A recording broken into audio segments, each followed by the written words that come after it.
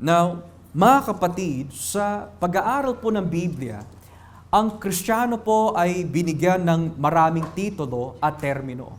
Halimbawa, tayo po ay tinatawag Kristiyano, which means followers of Christ.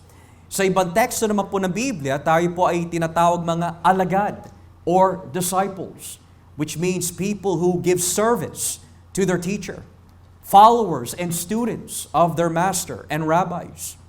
Subalit, makakita din po natin sa mga ibang teksto din po ng Biblia na ang tawag po sa atin ay templo ng banal na Espiritu. Bakit po? Dahil sa atin nananahan ang banal na Espiritu ng Diyos. Our bodies, our lives become His dwelling place. The Holy Spirit now lives and resides in us. Kaya ang tawag po sa atin is the temple of the Holy Spirit. Bukod pa ho dito, ang tawag din po sa atin ng Biblia ay tupa ng Diyos. Bakit po tupa? Dahil tayo po ay masunurin sa ating pastol. Nagpapasako po tayo sa ating Panginoon na nag-aalaga ho sa atin bilang shepherd of the church. And therefore, lastly, tinatawag din po tayo ng Biblia, the bride of Christ, ang asawa ni Kristo. Tayo po ay kanyang nilinis, sinagip, tinulungan, at tinubos ang ating mga kasalanan. Pero here in the Gospel of Matthew, tayo po ay itinuturing at tinatawag po ng Biblia, salt and light of the earth. Sabi po dito in verse 13 sa wikang English, you are the salt of the earth. But if the salt loses its saltiness, how can it be made salty again? It is no longer good for anything except to be thrown out and trampled underfoot. Kayong mga tagasunod ko ang nagsisilbing asin sa mundo. Ngunit kung mag-iba ang lasa ng asin, wala nang magagawa para ibalik ang lasa nito. Now, there are two things na binabanggit po ng Biblia patungkol po sa mga Kristiyano. Number one, tayo po ay tinawag mga asin. Pangalawa, tayo po ay itinuturing po ni Kristo mga ilaw o liwanag ng mundo. Let us first begin with the first term. Bakit po tayo tinawag mga asin ng mundo? Why are we called the salt of the earth? Sa panahon po ni na Kristo, sa unang taon, hindi pa ho uso yung refrigerator. Hindi pa ho uso yung freezer. Hindi pa ho uso yung mga appliances that we have that preserves food. Therefore, the most natural way of preservation sa mga panahon po nito is salt. Yan ang trabaho po ng salt. The purpose and the function of salt is to preserve. Lalo na kung ikaw ay isang mangingisda, kagaya po nila Pedro, nila Santiago, nila Andres at ni Juan, syempre, wala kang refrigerator, wala kang freezer. So kapag ikaw ay nakahuli ng maraming isda, para hindi po mabulok ang isda, binababad po ito sa asin to preserve it. Pero ang tanong ho dito, bakit po tayo itinuturing po ni Kristo bilang mga asin ng mundo? Because there is something in us, mga kapatid, na ibinigay po ng ating Panginoon that we are to preserve. And that is nothing else but the Word of God. Sa ating mundo, they do not preserve the Word of God. Sa ating mundo, hindi po nila pinapahalagaan ang Ebanghelyo. So therefore, kung ano po yung naririnig po nila patungkol kay Kristo, pasok sa isang tenga, labas sa kabila. It is therefore no longer preserved. Pero sa isang Kristiyano, tinawag po tayo mga asin ng mundo because nanggaling po tayo unang-una sa Diyos. Tayo po ay na-born again dahil po sa Diyos. Tayo po ay na-born again dahil po sa salita. And therefore, there is something in us that kailangan po ingatan and to be preserved, which is the gospel of Christ. Pero sabi po ng Biblia, ngunit kung mag-iba ang lasa ng asin, wala nang magagawa para ibalik ang lasa nito. Wala na itong mapapakinabangan pa, kaya itinatapo na lang at tinatapak-tapakan ng mga tao. We know kung ano po ang lasa ng sugar. Alam po natin ang lasa ng pepper. Alam din po natin ang lasa ng salt. Pero for salt, mga kapatid, kapag ang salt does not function as a preservative, wala na siyang saysay. Wala na siyang kabuluhan. It is of no use. Ganoon din para sa Kristiyano. Kapag ang salita po ng Diyos ay hindi po natin iningatan, hindi ho natin maiingatan po ang ating patotoo bilang mga Kristiyano. Hindi natin maiingatan ang ating godly living.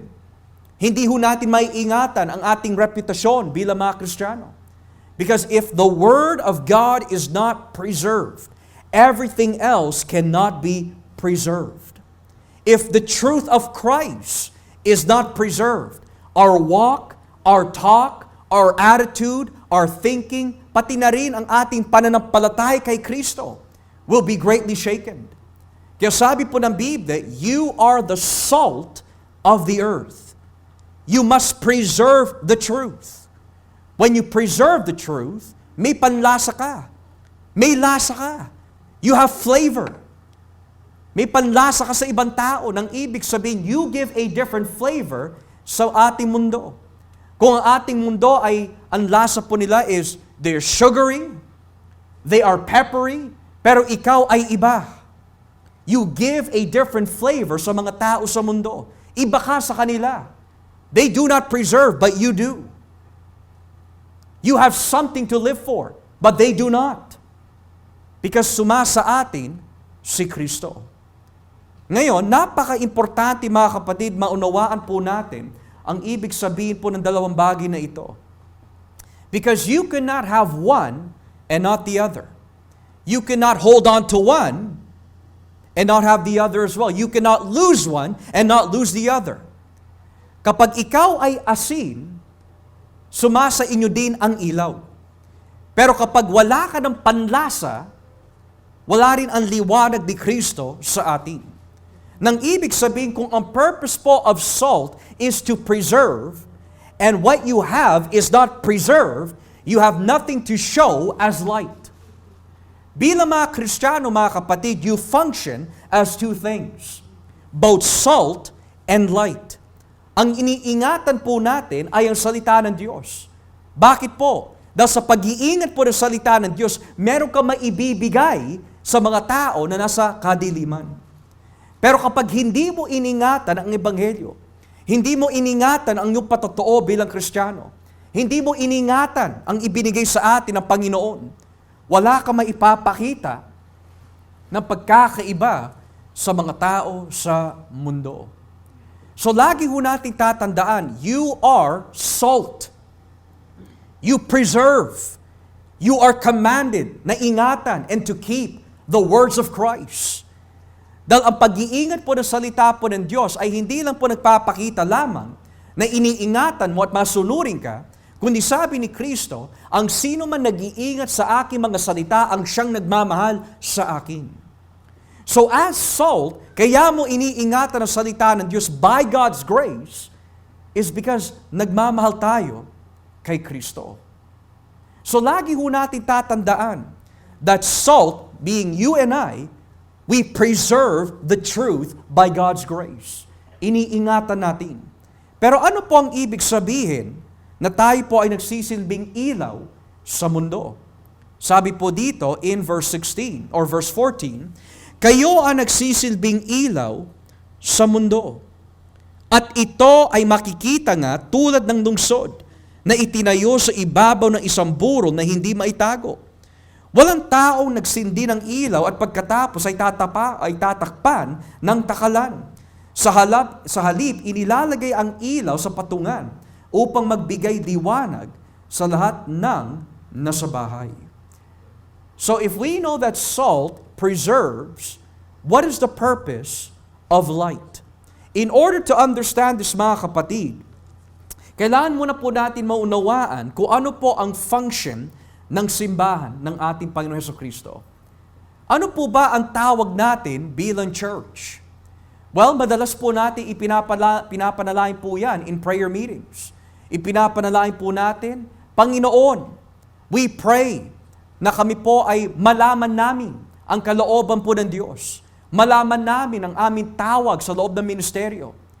Pero dito, ipinapakita na po sa atin ng Biblia, hindi lang po ang pastor, hindi lang po yung mga deacons, hindi lang po yung mga taong ito o yung mga taong iyan sa loob ng iglesia, kundi lahat ay nagsisilbing ilaw sa mundo. The function of the church is to shine the gospel sa mga tao sa labas. And it is fascinating that bago po dumating ang bagong tipan, ito na po ang tawag ng Diyos sa mga Israelita. Basahin nga po natin saglit ang Isaiah chapter 49. Dito po tayo sa Isaiah chapter 49. Because before the Gospel of Matthew came, the Old Testament has something already to say about what it means to be the light. Isaiah 49, dito po tayo sa talatang 5. Isaiah 49 verse 5. Look what it says here. Ang Panginoon ang pumili sa akin na maging lingkod niya para pabalikin sa kanya at tipunin ang mga Israelita. Pinarangalan ako ng Panginoon na aking Diyos at binigyan ng lakas. Sinabi niya, ikaw na lingkod ko. Marami pang magawain ang ipapagawa ko sa iyo, maliban sa pagbabalik sa mga Israelita na aking kinakalinga. Gagawin pa kitang ilaw na mga bansa para maligtas ang buong mundo. Now, dito po tayo sa Isaiah chapter 42, kung ating po babasahin. Isaiah chapter 42, beginning at verse 6. Isaiah 42 verse 6. Sinabi niya sa kanyang lingkod, ako ang Panginoon na tumawag sa iyo para ipakita na ako'y matuwid. Tutulungan at iingatan kita at sa pamagitan mo gagawa ako ng kasunduan sa mga tao. Gagawin kitang ilaw na magbibigay liwanag sa mga bansa. Now here's the question. Sino ang itinutukoy ni Yahweh dito? Sino yung kanyang lingkod na magsisilbing ilaw sa mga bansa? Well, we know that from the book of Isaiah, meron po siyang itinalaga na lingkod. Meron po siya itinalaga na alipin. Ang alipin po na ito ay walang iba kundi ang mga Israelita, pero dahil po sa paglabag ng mga Israelita sa kasunduan, may itinalaga ang Diyos na isang lingkod na kailanmay hindi magkakasala. At yan ay walang iba kundi si Jesus. Si Jesus ang tinutukoy po ng Biblia po dito, ikaw ay maituturing ilaw sa mga bansa. Kaya sinabi ni Jesucristo sa John 8 verse 12, I am the light of the world. Pero ang tanong po dito, kung sa Isaiah, ito po ay tumutukoy kay Kristo as the true Israel, bakit po tayo itinuturing po ng Biblia bilang mga ilaw sa mundo?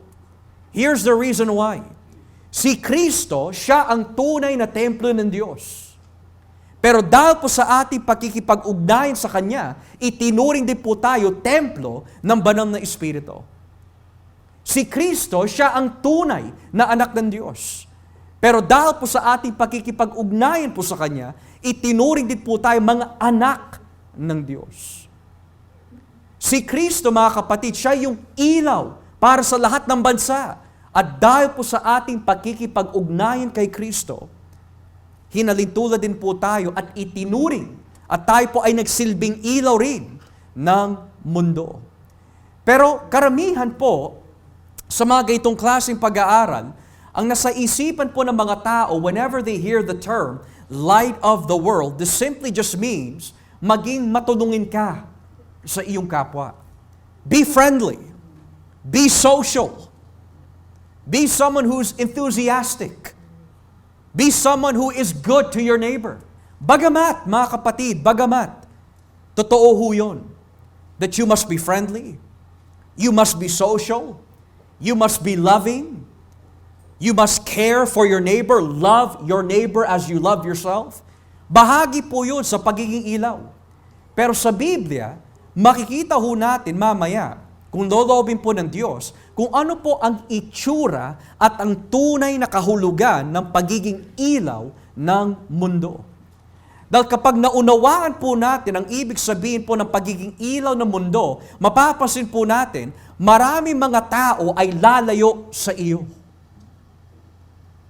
Kaya yung pananaw na naririnig po natin, be the light of the world, be friendly, be gentle. Bagamat totoo ho yun, hindi po natatapos ang pagiging ilaw ng mundo sa pagiging mabait lamang o makatao sa ating kapwa. Halimbawa, kung babasahin po natin ang Efeso, Kapitulo 5, in Ephesians, chapter 5. What does it mean to be the light of the world? Ephesians 5, beginning at verse 7. Ephesians chapter 5, beginning at verse 7. Sabi po ng Biblia, huwag kayong makikibahagi sa ginagawa ng mga taong ito. Verse 8, dati namumuhay kayo sa kadiliman, pero ngayon ay naliwanagan na kayo, dahil kayo ay nasa Panginoon na. Kaya ipakita sa pamumuhay ninyo na naliwanagan na kayo. Verse 9, sapagkat kung ang isang tao ay naliwanagan na, makikita sa kanya ang kabutihan, katwiran, at katotohanan. Verse 10, alamin ninyo kung ano ang nakakalugod sa Panginoon. And verse 11, huwag kayong makibahagi sa mga walang kabuluhang gawain ng mga taong nasa kadiliman. Sa halip, ipamukha nyo sa kanila ang kasamaan nila. Nako ho, kung yan ay isa sa mga ilang bahagi ng pagiging ilaw ng mundo, maraming tao ay magagalit sa atin. Now, again, hindi po masama to be friendly. Hindi po masama to be a loving neighbor. Pero, hindi nawawala po dito ang pagsasalita ng katotohanan at sa pagpapakita ng tamang pamumuhay bilang Kristiyano. Ang sabi ng Biblia, huwag kang makibahagi. Ano po ang ibig sabihin ng makibahagi? To be one, to be associated, to cooperate with the things that do not involve Christ. Nang ibig sabihin, kung magbibigay po tayo ng halimbawa, you were invited to a social. You were invited to a secular gathering. You were invited to a party. Now, masama po ba pumunta sa mga ganitong klaseng mga puntahan? Depende. Depende po sa ating motibo. Depende po sa ating intensyon. Depende po sa ating ninanais na nakalagay sa ating mga puso. Kung ang ating motibo is, I am a Christian, and my goal to go there is, I want to spread the gospel of Christ, walang masama. Kung ating motibo is, kaya ako makikibahagi sa kanila, hindi ako makikibahagi sa kanilang paglalasing, hindi ako makikibahagi sa kanilang kapastusan, hindi ako makikibahagi sa kanilang makamundong pamumuhay, kundi makikibahagi ako para maibigay ko ang liwanag ni Kristo, hindi masama yun. Pero, kung ang intention po natin is, magkakwento po tayo a little bit about God, pero deep down, gusto kong mag-enjoy, gusto kong makiisa, gusto kong makibahagi, at mas excited ka sa kanilang gawain kesa po in sharing Christ, dahil alam mo mahuhulog sila sa impyerno, ang sabi ng Biblia, yung asin mo, nawala na yung panlasa. You are useless. Kumbaga, if you are outside in the dark, kapag nawala po yung mga ilaw, you have a flashlight. Tinatanong ka ng iyong kaibigan, where are we going? Where are we going? Nasaan ba ang tamang daan? Pero ayaw mo gamitin. Wala, lakad lang kayo ng lakad. Hindi nyo alam kung saan kayo pupunta. Because you do not want to use the light na ibinigay sa iyo. So here, it is very, very clear, bilang mga Kristiyano, as light of the world, do not do what the world is doing. Huwag kayo makiayon sa kanilang kasamaan. Bakit po? Dahil bit-bit natin ang pangalan ni Jesus. One of the things that we should also ask ourselves is, sa Biblia, kapag meron po tayong nais na gawin sa Biblia, gagawin kaya ito ng aking Panginoon? Yung iniisip ko, gagawin kaya ito ng aking Panginoon? Yung pupuntahan kaya ito ng aking Panginoon? Yung motibo ko, kahawig po ba sa motibo ng aking Panginoon? Bilang mga Kristiyano, everything must be decided upon, does this glorify Jesus? Will Jesus do this? If we know the answer and we say, Jesus will not do this, bakit natin ginagawa? It's because meron tayong laman na ayaw pa natin patayin. Meron tayong kahinaan na ayaw po natin isuko. Meron po tayong mga bagay sa ating puso na ayaw natin isuko sa ating Panginoon. So sabi ng Biblia, ito ang itsura of being the light of the world. Huwag mong gagawin yung kanilang ginagawa na lumalabag sa utos ng ating Diyos. Both pa ho dito, the Apostle Paul gets into more detail. Dito po tayo sa 2 Korinto, chapter 6. 2 Korinto, chapter 6,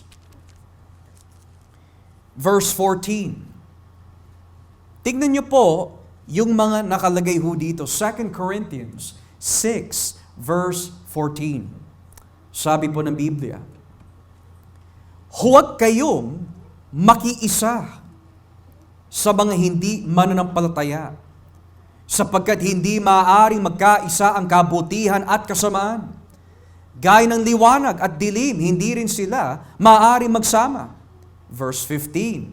At kung paanong hindi magkasundo si Kristo at si Satanas, ganoon din naman ang mananampalataya at ang hindi mananampalataya.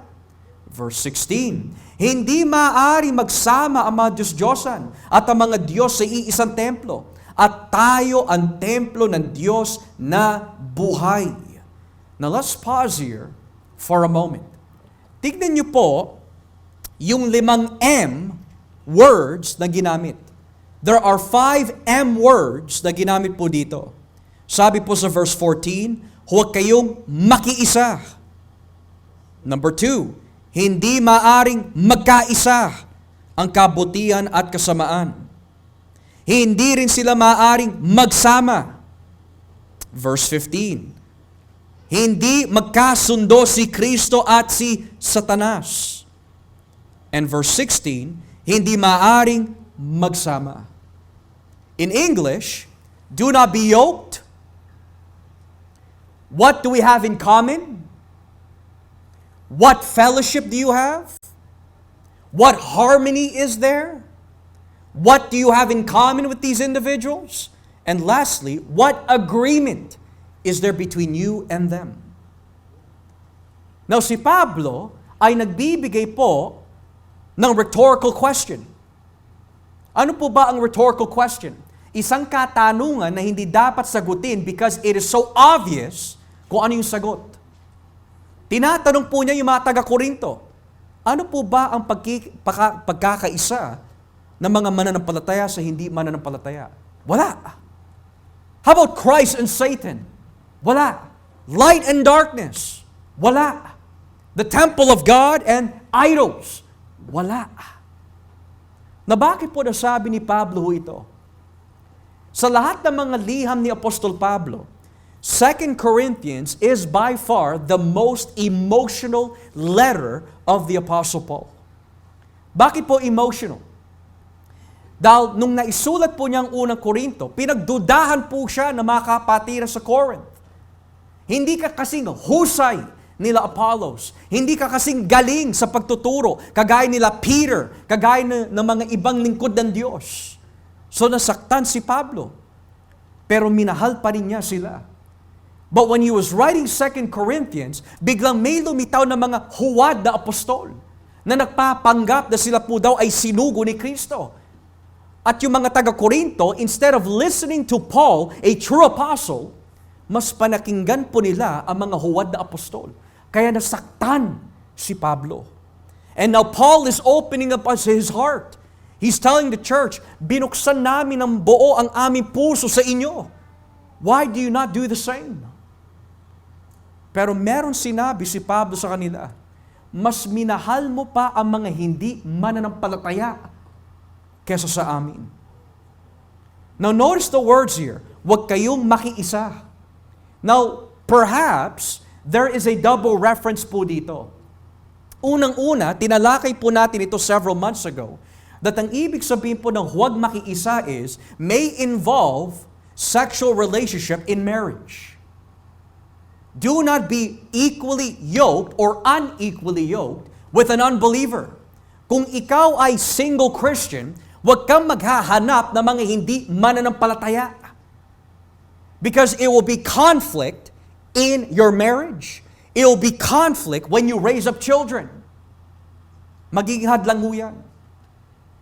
Pangalawa, the second reference pertains, mga kapatid, sa ating relasyon sa mga tao sa labas.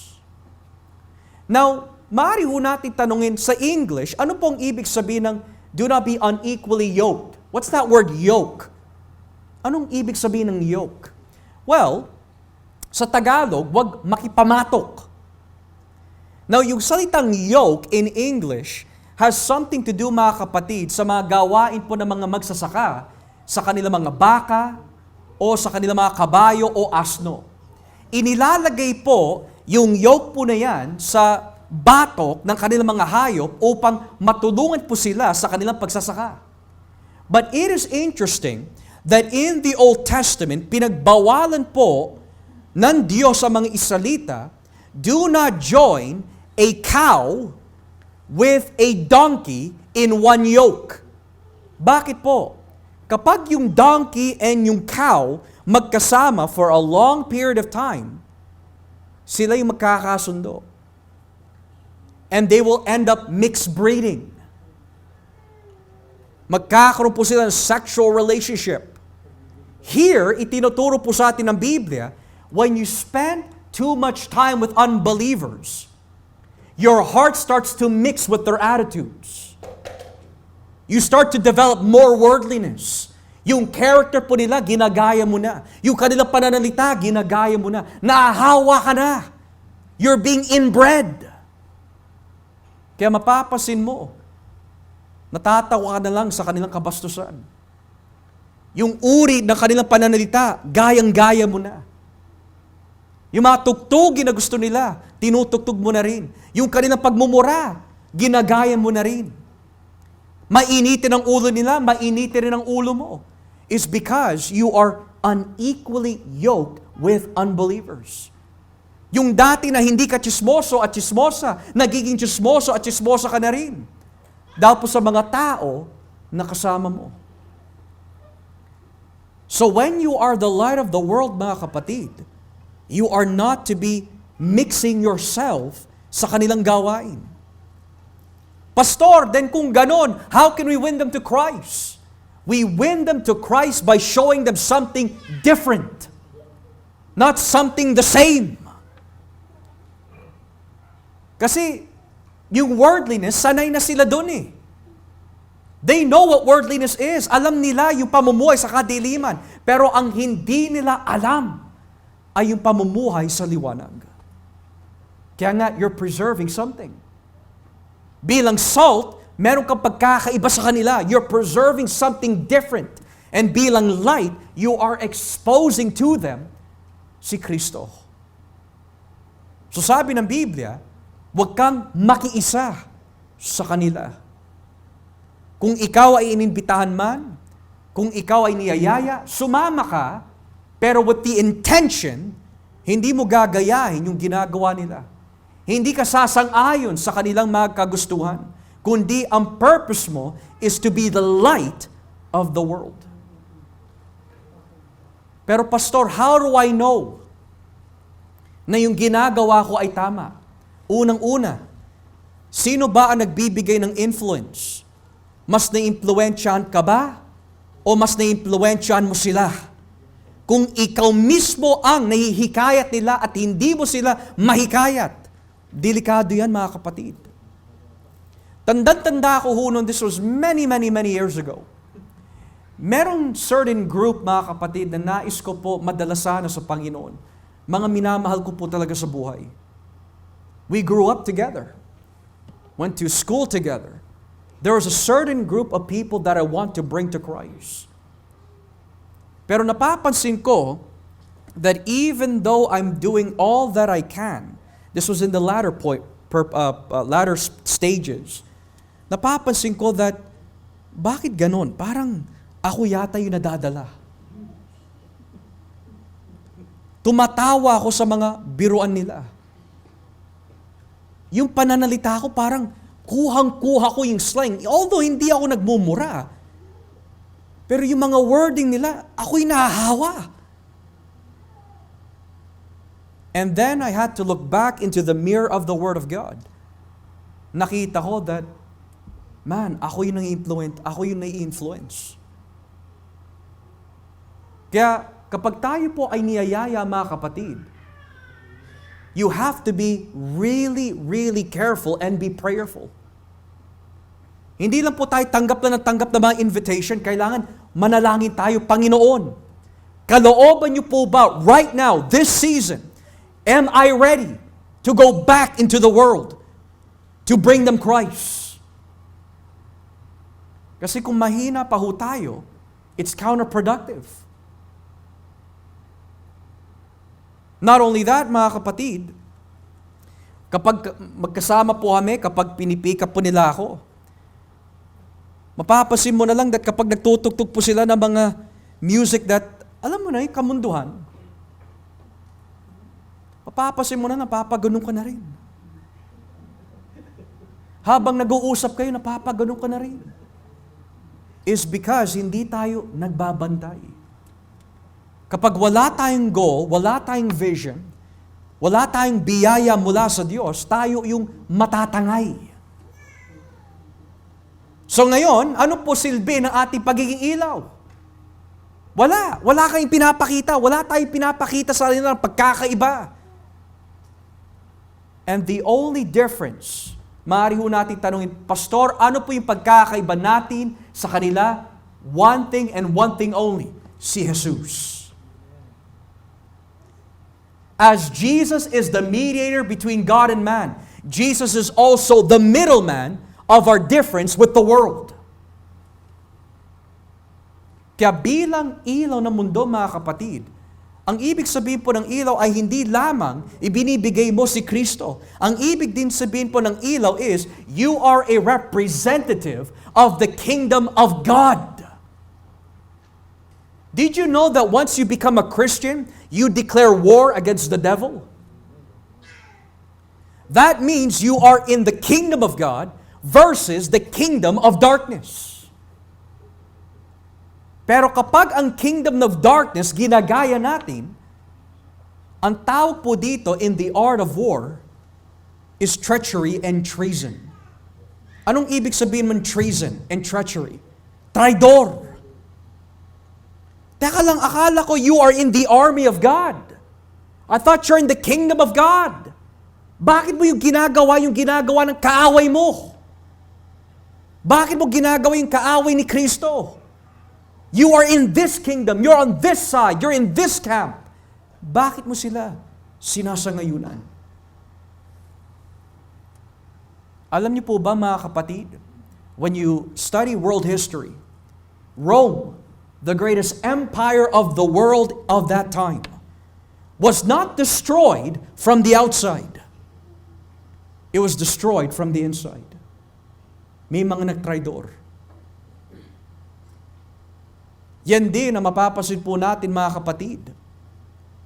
In the Gospels, it wasn't the people outside that betrayed Jesus. It was a person inside his own group, si Judas Iscariote, that betrayed him. Tayo mga kapatid, kailangan mag-ingat. Lest maituring po tayo mga traidor ni Kristo. And what does it mean to be a betrayer of Christ? Yung function mo ay iniwan mo na. Ang reputation mo, iniwan mo na. Ikaw na nagsisilbing ilaw, iniwan mo na yon para maging kadiliman. At yan ang nais gawin ni Satanas. Kagabi, pinag-uusapan po namin, alam mo mga kapatid, when you come to think about it, kaawa-awa po talaga ang kahihinatnan ng mga tao na mahuhulog sa impyerno. Pero imagine yung parusa at galit ng Diyos kay Satanas on that final day. Have you ever thought about that? Satan will receive such great condemnation. Bakit po? Siya ang author of sin. Siya ang nagpabagsak kay Adan. Dahil po sa kanya, lumaganap ang kamatayan at kasalanan sa buong mundo. Na kung ikaw ay si Satanas, halimbawa lang mo ito, kung ikaw ay nasa katatayuan ni Satanas, aba, hindi ako huhulog sa impyerno mag-isa. Mandadaya ako, manlilinlang ako, magtuturo ako ng kasinungalingan. I will tempt the people in the church na bumalik sa mundo, gayahin ang mundo. Bakit? Para yung mga makakita sa kanila, ganyan pala mga Kristiyano. It's okay to live like the world. Pero hindi nila makikita that kapag nagpatuloy sila sa kadiliman, they will go to hell. And how do you know? Ganyan nga ang sinasabi ng Biblia. Well, total, nasa 2 Korinto po tayo. Dito po tayo sa chapter 4 ng 2 Korinto. 2 Corinthians chapter 4, talatang 3. 2 Corinthians chapter 4, beginning at verse 3. Tignan niyo po ang sinasabi ng Biblia. Ngunit, kung may mga hindi nakakaintindi sa magandang balita na aming ipinapahayag, ito ay ang mga taong napapahamak. Verse 4. Ayaw nilang maniwala sa magandang balita dahil ang kanilang mga isipan ay binulag ni Satanas na naghahari sa mundong ito. Binulag niya sila para hindi nila maintindihan ang magandang balita tungkol sa kapangyarihan ni Kristo na siyang larawan ng Diyos. Or in English, the God of this age has blinded the minds of unbelievers so that they cannot see the light of the gospel that displays the glory of Christ, who is the image of God. Mga kapatid, what is the only thing na magbubukas po sa isipan at puso ng mga tao na sa kadiliman? Light. The light of the gospel. So ngayon, bakit po tayo tinawag, nagsisilbing ilaw ng mundo? As light of the world, you have a mission. Kailangan maibigay ang liwanag ni Kristo sa mga taong ito. Bakit po? Dahil kung sila'y nasa kadiliman at tayo po ay talagang nagmamahal sa kaluluwa, wala tayong ipipresenta sa kanila kundi ang liwanag lamang ni Jesus. Pero kapag kadiliman ang pinapakita mo, hindi po pwede half light, half darkness. Sinabi nga ni Pablo, hindi pwede magkaisa yung dalawa. It's either you're dark or you're light. You're in Satan's camp or you're in God's camp. Hindi pwede magsaba ang dalawa. Hindi po pwede Sunday, sa liwanag ako kasi Sunday eh. Pero Friday, Saturday, maybe Tuesday, nasa kadiliman muna ako. Hindi ho mga kapatid. The Bible says, we are responsible to show the light to the people. Now kanina, may binanggit po ang ating Panginoon. Sinabi niya, no man who is the light hides it under a bushel o tinatakpan sa takalan. Anong ibig sabihin po nun? It means, kung tayo po ay nakaranas ng saving blessings from Christ, which means pinagpala ka with eternal life, niligtas ka ni Kristo, imposible na hindi mo ihayag si Jesus. Imposible. We saw that in our study of the Gospel of John. Nung makilala ni Andres si Jesus, ano pong ginawa niya? Hinanap niya si Pedro. Nung nabuksan si Philip, ano pong ginawa niya? Hinanap niya si Nathaniel. Kasi yun ang bunga ng mga taong nabigyan ng liwanag mula sa Diyos. And you know what that feels like? Kung ikaw ay binigyan ng ilaw at liwanag ni Kristo, magkakaroon ko ng burden. I want others who were once like me, who is in darkness, na maliwanagan din sila. Pero imagine this. You're at work, break time. You're with a coworker. Lagi mo kasama at lunchtime, during break. Lagi mo siya kasama. But never once, binahagian mo siya. Then 2 days later, mababalitaan mo na lang, oh, by the way, did you hear about the news? Sally died. Who will give account for that person's soul? Tayo. Hindi niya pananagutan yung mga nasa kadiliman. They're already judged and condemned.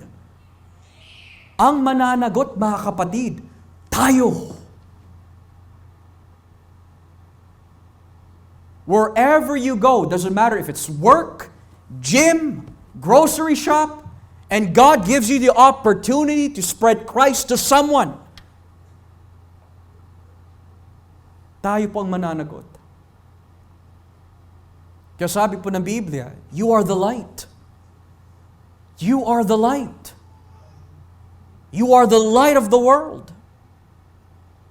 Kaya nga mga kapatid kung may platform ka na binibigay sa iyo ng Panginoon, use it for the light of Christ. Marami ka ba kaibigan sa Facebook? Gamitin mo lamang yun only for Christ. You have Instagram? Use that only for Christ. Because one day, pagharap po natin sa Kanya, Joshua, how did you use the light I have given you? Now imagine this. Put this into illustration lamang.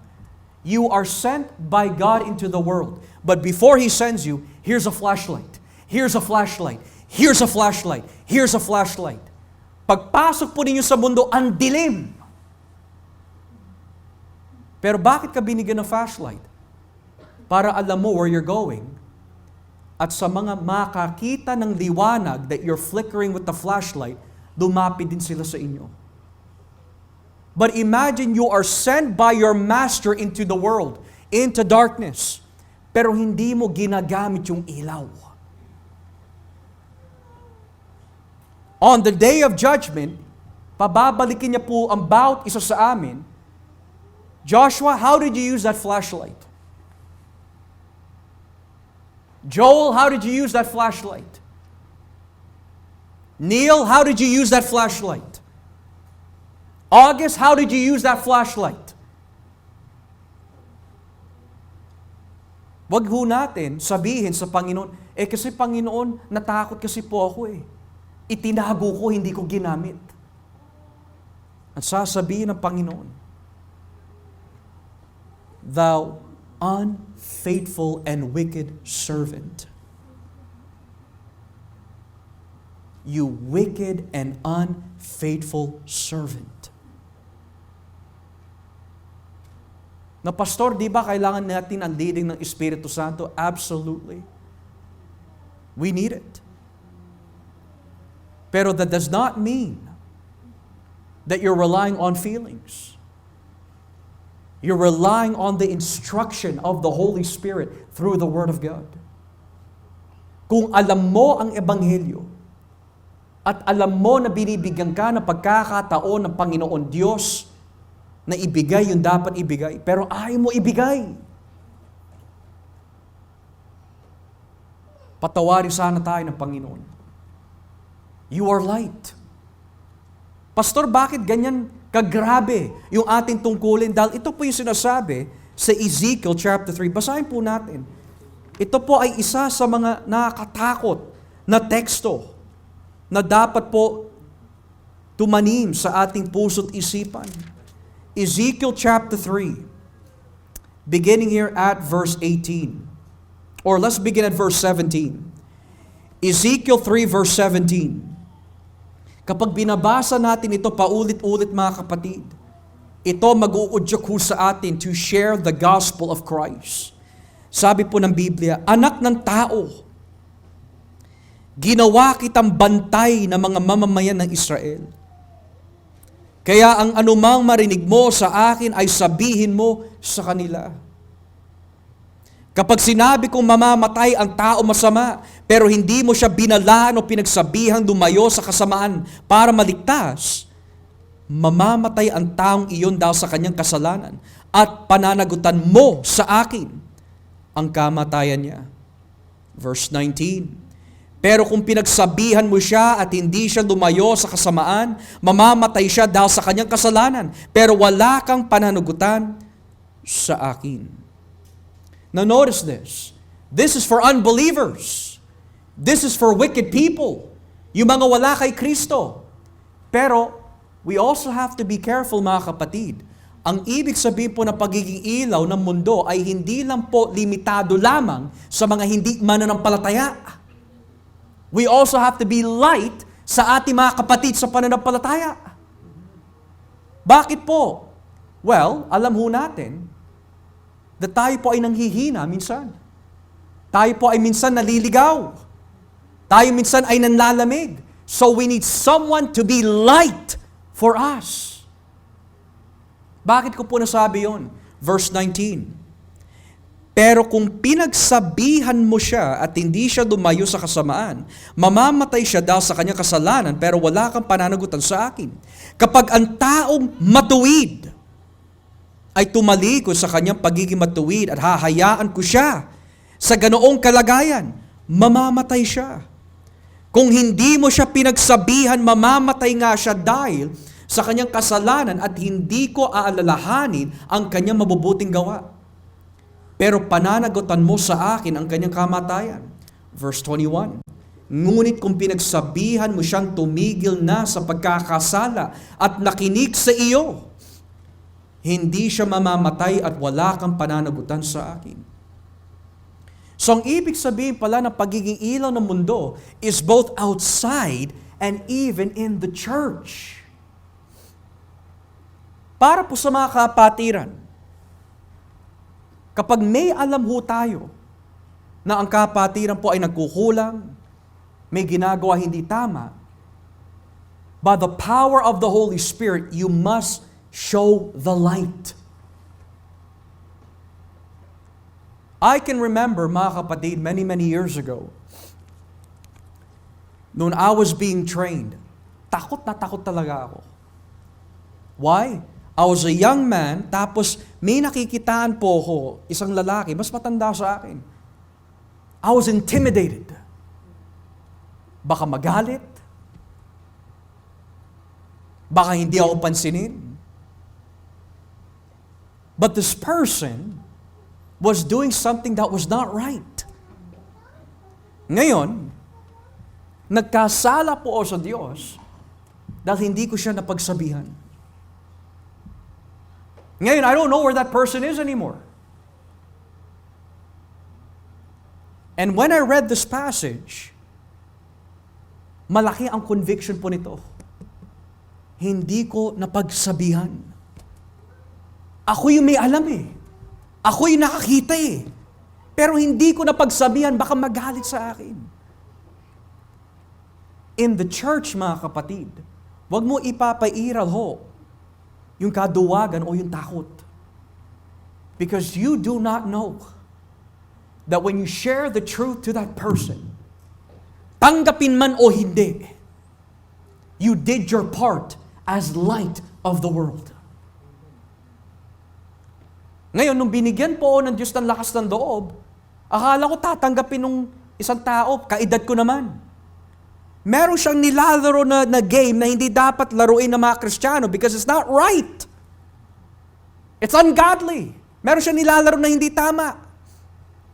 So we told him, kapatid, huwag mo sana laruin yan dahil baka anong isipin ng mga kapatiran. Tinuturo na yan ni Pastor eh. We shouldn't be doing that.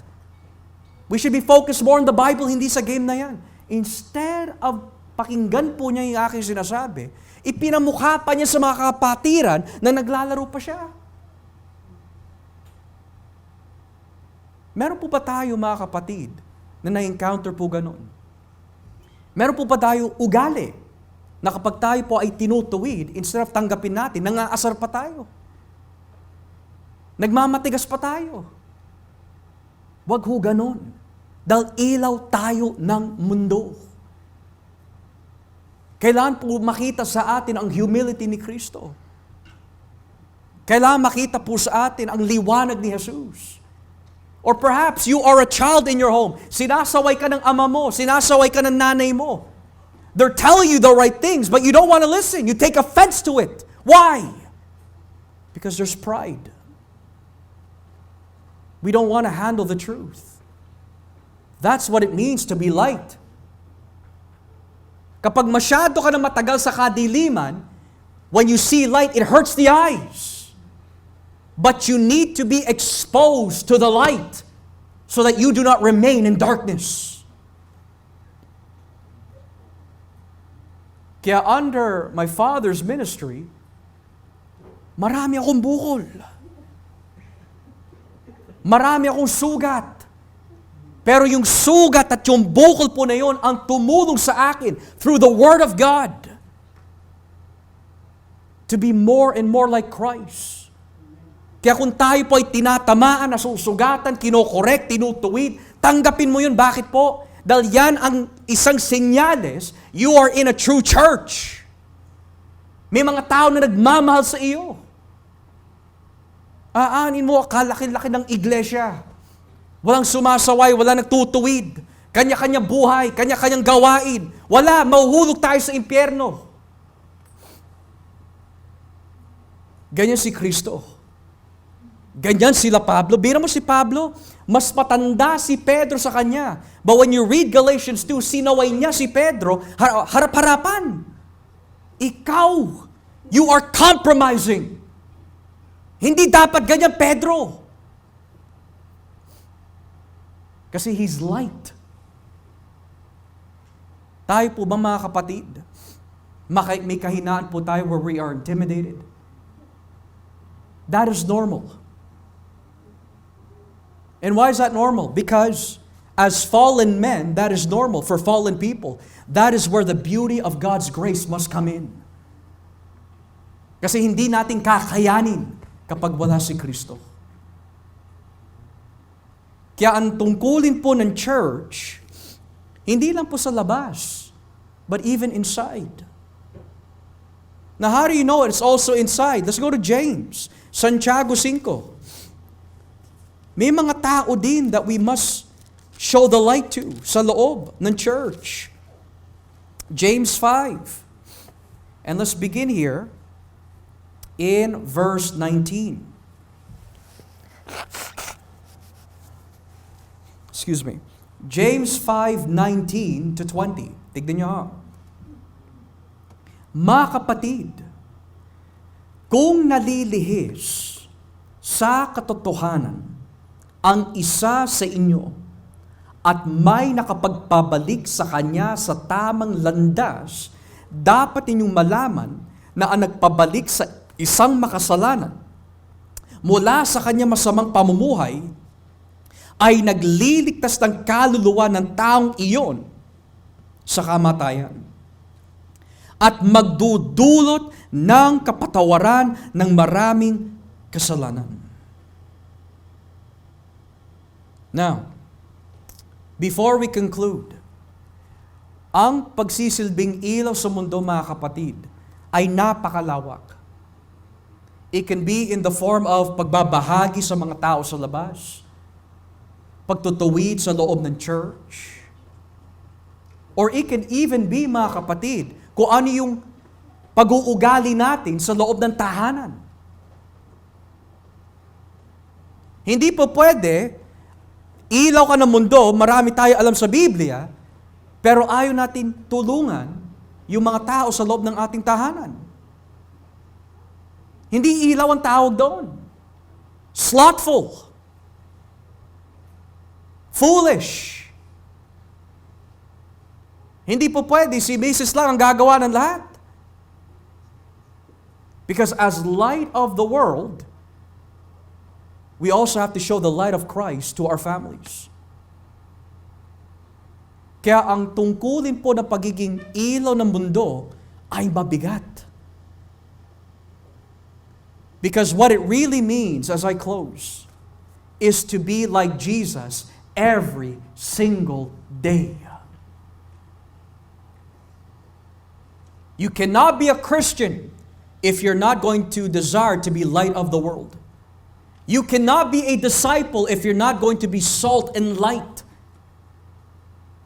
You're salt because you're preserved to be like Christ. You're light because you want to show Christ. Kaya ano po ang ibig sabihin ng nagsisilbing ilaw ng mundo? Ipakita mo ang pamumuhay ni Kristo sa iyong buhay. Sa pamagitan po ng pangangaral ng salita ng Diyos, sa paggawa ng kabutihan, sa pagmamahal sa ating mga kapatiran, sa pagpapatawad sa mga tao nagkasala sa atin, sa pagiging masigasig at deboto sa ministeryo ni Kristo. Show your light. At ano po ang magiging resulta? Let your light so shine that men may glorify God from your good works. Saan nanggagaling ang good works na yun? Kay Jesus. That being said, yan ang ating tungkulin. We are salt and light. Tatandaan po natin mga kapatid, we only have one life to live. One temporal life. And then after that, eternity na. At pananagutan po natin what we did with this temporal life. How do you use your life for Christ? Isa lang ang temporal life mo, then after this, eternity na. Gamitin po natin as light and salt of the earth. As we pray.